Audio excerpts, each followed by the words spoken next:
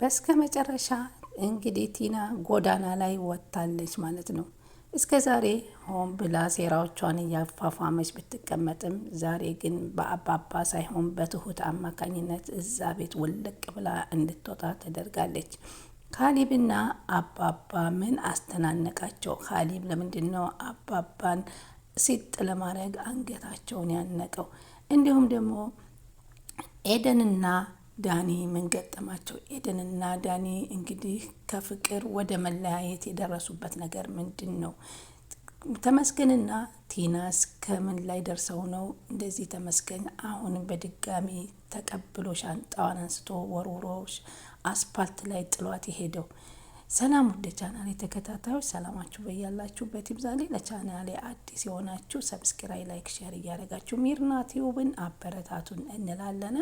ትሁት ቀጣይ ፓርቲ ይዘንላችሁ መጥተናል ማለት ነው። በዚህ ፓርቲ እንግዲህ ለመጀመሪያ ጊዜ ቲና ትሁት አማካኝነት ጎዳና ላይ ወርቃ እንግዲህ አስፓልት ላይ ሻንጣዋን የልብስ ሻንጣዋን አንግባ የጥጣለችበት ጊዜ የደረሰበት ሰዓት ነው።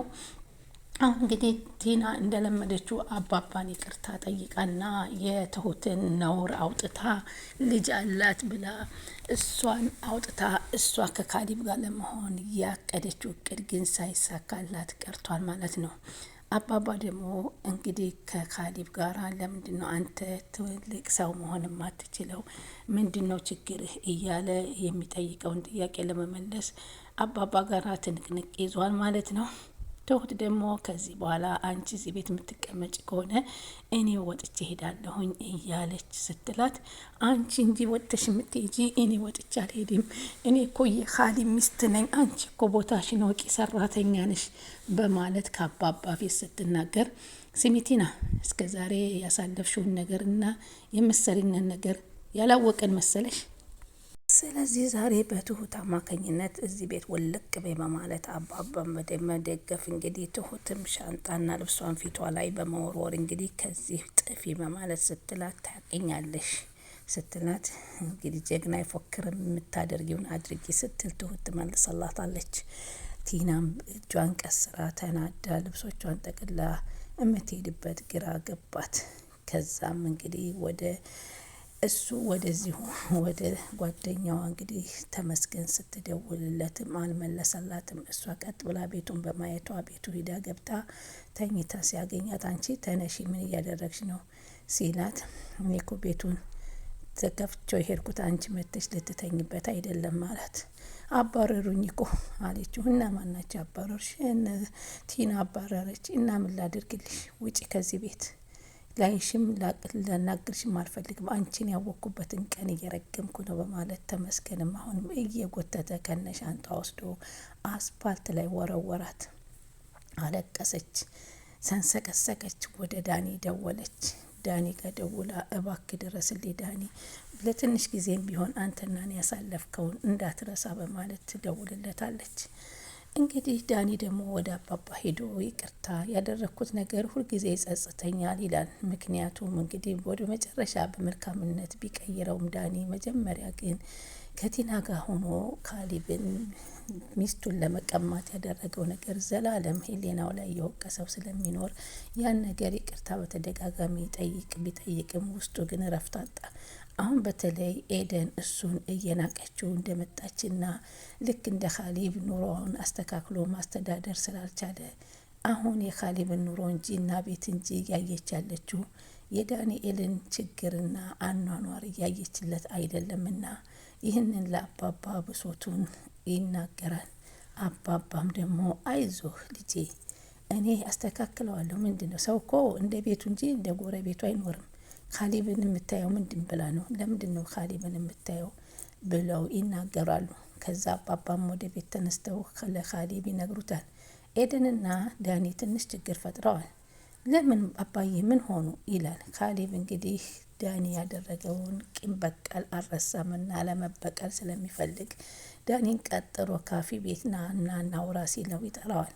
ከዛም አሁን አንተ ጥሩ ሚስትህን እኮ ልታጣት ነው፣ በጣም ፍቅር የምትሰጥህ ናት ኤደን ሲለው፣ እና ምን ተፈጠረ? ምን ሆነ? ስትለው እኔ ይመስለኛል ያንተ ኑሮ ዝቅተኛ ኑሮ ነው፣ ደህና ስራም የለህ፣ እያስተዳደርካትም አይመስለኝም ሲለው ይህ ነገር ምን እየተፈጠረ ነው ብሎ በጣም ዳኒ የሚናደድና በቃ ብሎ ጥሎት ይሄዳል። ከዛ ካሌብ ወደ ቤት ይመለስና ቲና አላት። ምን ነው? አንድ ነገር ላናግርሽ እፈልግ ነበር ብሎ ሲጠይቃት፣ ስማ እኔ እናንተን የሚያገናኘን ስራና ስራ ነው። ማጽዳት ካለብኝ ስለ ጽዳት፣ ስለ ልብስ አጠባ፣ ተኩስና እንዲሁም ስለ ምግብ አቀራረብ አዘገጃጀት እንጂ ሌላ ነገር የሚያቀራርብን ነገር የለም ብላ ትነግረዋለች። ተይ እንጂ እንደሱ አትበይ። አይ እኔ እኮ ልጅ አለኝ ትለዋለች። እና ቢኖርሽስ ምን ችግር አለ እያሉ ነበር። አባባን እንግዲህ ፍርጥ አድርጋ ትሁት ልጅ እንዳላት ለአባባ ነገረቻቸው። አባባ ምንም ችግር የለም እና እኔ በልጅነቴ ተደፍሬ እንደዚህ ሁኝ የወደድኩት ልጅ አለኝ እና አሁን ያ ነገር እያለኝ እኔ እናንተ ጋር እኩል መሄድ አልችልም። ሰው ችግር የለውም፣ ያንቺ ልጅ የኛ ልጅ ናት፣ ምንም አይግባሽ፣ እንደዚህ አይነት ነገር መፈጠር የለበትም በማለት አባባ ቲናን አጽናንተው አይዞሽ፣ አሁንም ካሌብ ወንድምሽ ነው፣ ከካሌብ ጎን ሁኚ። ካሌብ እኮ የሆዱን እየተናገረ የልቡን እየተናገረ የዋህ ነው የሚባል ነው አለቻቸው። ቢሆንም አንቺ ለሱ እሱ ለአንቺ መሆን አለባችሁ በማለት አባባ ምክር ሰጧት። ትሁቴም እሺ ብላ ምክራቸውን ተቀበለች። ካሌብ ቀጥ ብሎ ወደ ኪችን ሄዶ ትሁት ዛሬ ካሌብ ዳኒን ምን እንዳደረግኩት ልንገርሽ፣ ዳኒን እኮ ዛሬ ተበቀልኩት አለው። ለምንድን ነው የምትበቀለው ስትጠይቀውም አይ ከኤደን ጋር ጥሩ ነገር ሞድ አይመስሉኝም እና እሷ ጋር ችግር ፈጥረዋል። ስለዚህ ሲያደርግ የነበረውን ለማድረግ ይሄን በቀልን በበቀል እኮ መመለስ አስፈላጊ አይደለም። ዳኒ በፊት በእርግጥ መጥፎ ነገር አድርጓል፣ ትክክል ነገር አልሰራም። ሆኖም ግን ይቅርታ ጠይቆ እኮ ተጸጽቶ ወደ ነበረበት ተመልሷል። ስለዚህ ይሄ አስፈላጊ አልነበረም በማለት አንቺ ለሱ እያገሽ ነው ሲል ጠየቃት። ማለቴ አንድ ሰው ስህተት ይሰራል፣ ከስህተቱ ግን ሲታረም ጸጸቱን ወይንም በበቀል መመለስ የለብንም ስትል አስተማረችው። ይህን የተማረው ዳኒም ወጣ። እንግዲህ ቲና ዳኒን ቀጥራ ከመጣ በኋላ ጎዳና ሲያያት በቃ ሆዱ እየተንሰፈሰፈ ሊጨክንባት አልቻለም። አሁን ዳኒ እዚህ ላይ ስህተት እየሰራ ይመስለኛል። ምክንያቱም እሱ ቲናን ካቀረበ ኤደንን የሚያጣት ይሆናል። ኤደን ደግሞ እሱን ለማናደድ ስትል ወደ ካሌብ መሄዷ አይቀርም። በዚህ መካከል ደግሞ ትሁትም ከካሌብ ጋር እንድትሆን ስለሚፈልጉ አባባት ትልቅ ከባድ ስህተት እየተፈጠረ እንግዲህ ክብሪት ሊጫር ይመስለናል። እና በዚህ ሰዓት እንደዛ ስትለው እሱ ደግሞ እሺ ብሎ ወደ ትሁት ወደ ቤት ይመዳል። ቲናን ቤቱ ዳንኤል አስቀምጦ ወደ እነ ቲና ቤት ሄድና ወደ እነ ትሁት ቤት ሄድና ትሁትን በጣም ታሳዝናለች። ኧረ እባክህ አሳዘነችህ እንዴ አለችው። ትሁት በጣም ታሳዝናለች እኮ ምንም ስራዋ አታሳዝንም፣ እሷ ከተንኮል አትርቅም፣ ነገም ያውነች ስትል ትነግረዋለች።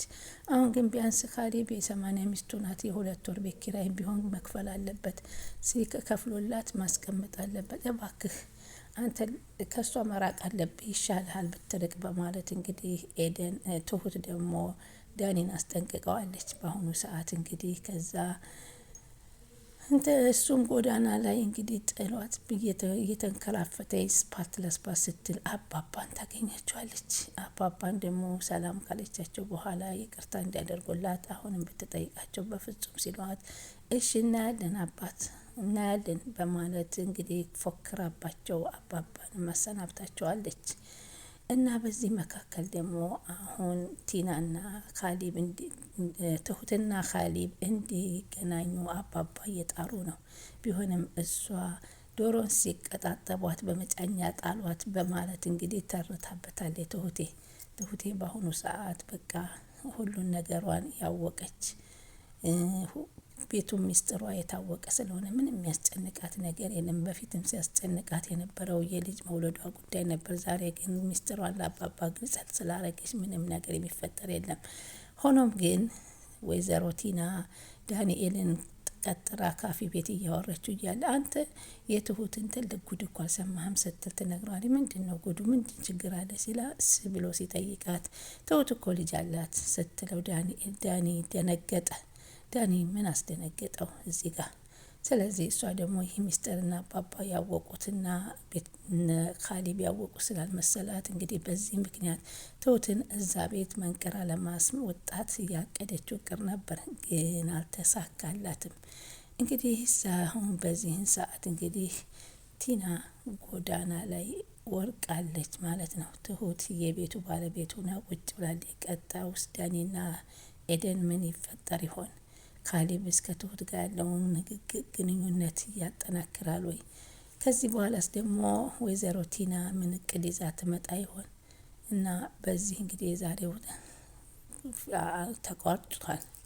ቀጣይ እንግዲህ እስከምንገናኝ ሰብስክራይብ፣ ላይክ፣ ሼር እያደረጋችሁ ጠብቁ።